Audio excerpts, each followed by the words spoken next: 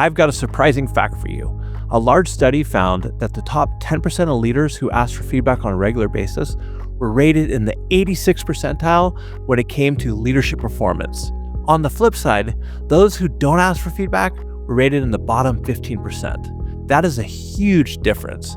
And in today's episode, I'm going to share with you 5 very simple strategies that I use on a regular basis to elicit feedback for myself, and it's going to help ensure that you are in that top 86th percentile.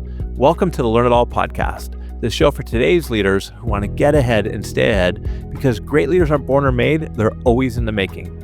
I'm your host, Damon Lembi, 2-time best-selling author and CEO of Learn It, a live learning platform that has helped upskill over 2 million people. All right, let's jump in. The first strategy I want to share with you, I call invite feedback with vulnerability.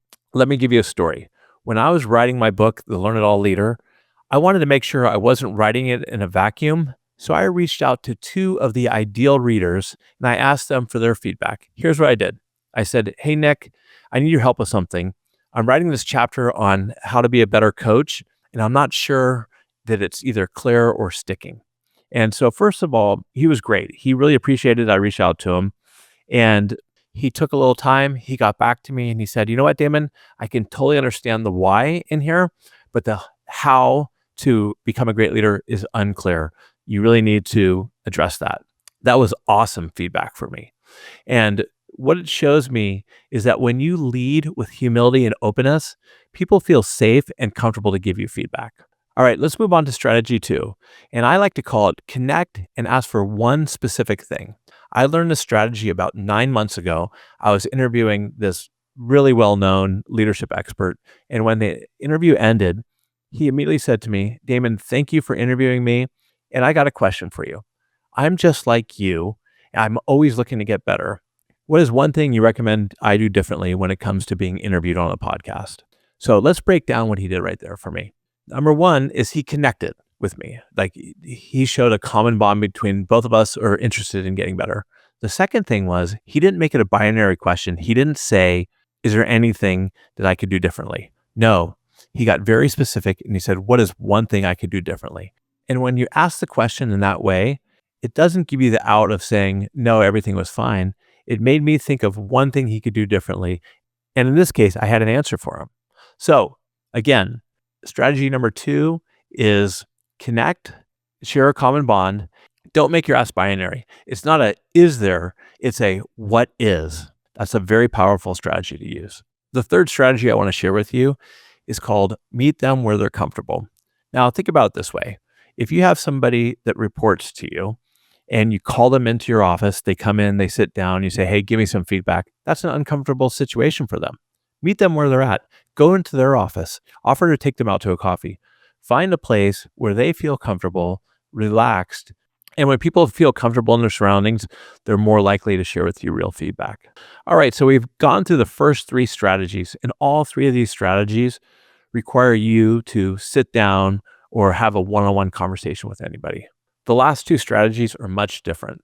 They don't require having a one-on-one conversation with anybody. So strategy number 4, I like to refer to it as making it safe through systems. And so what we did at Learn It is we set up an anonymous Google Doc and we call it Help Damon Help You. And in that doc, I've set up prompt questions specifically for the team to consider. And those prompt questions are, is there anything that I'm doing that's getting in your way? Where am I being unclear? What should I be doing to better support you? And is there anything else? And what I found by providing these prompt questions and a safe space for them to share their feedback on how I can support them better, it's been a great success. And what I'll do is I'll take 1 or 2 of the feedback requests that I got from team members and share it back with the entire staff. And I'll say, here's a couple of the requests that people gave me, and here's something I've done about it.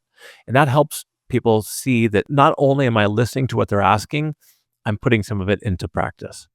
And the 5th and final strategy, it's one of my favorites, and I use it every day, all day. And it's leveraging AI as a feedback machine. So let me share with you several ways I leverage AI to get feedback. Number 1 is through sales meetings or even staff meetings. The vast majority of these meetings are recorded through either Fathom, Gong, or Zoom. And after those meetings, I take the transcript, I throw it into ChatGPT, and I say, please be a persona, please be a sales leader, a leadership executive coach.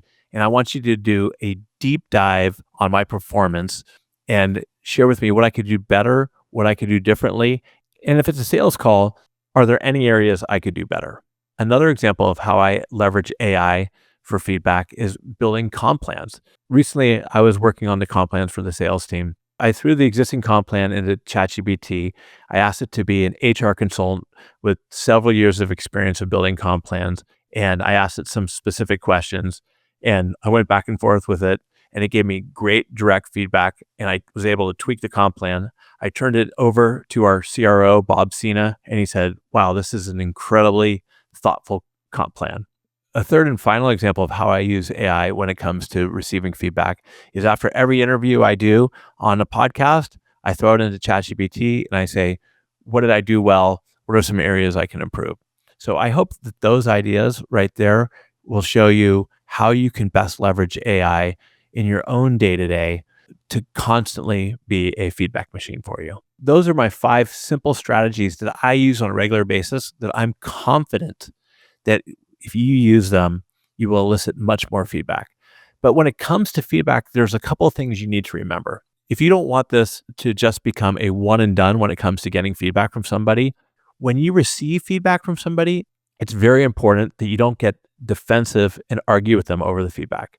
And the best way to do this is to remember, don't look at it as judgment, and you don't even need to do something with it all the time. Think of it as data for you. All right, I got a challenge for you. I want you to think about one area that you want to improve upon where feedback can definitely help you. Once you've thought about that, then think about the 1 or 2 strategies that I just shared with you that can help you get the feedback you need to improve in that area. And by the end of next week, I want you to go out and try it.